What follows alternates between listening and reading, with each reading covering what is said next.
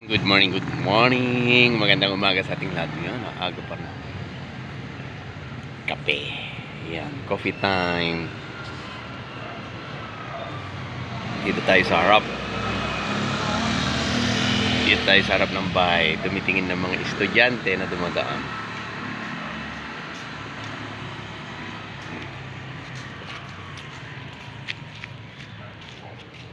Ayan mga estudyante dumadaan.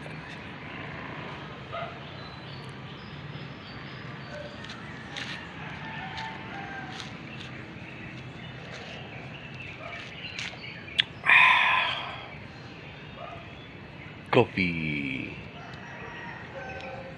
Coffee time tayo. Sarap ng pakiramdam kasi pag nagkakape ka. Kumbaga, paggising mo ng umaga yun ang hinahanap ng bunganga mo, kape.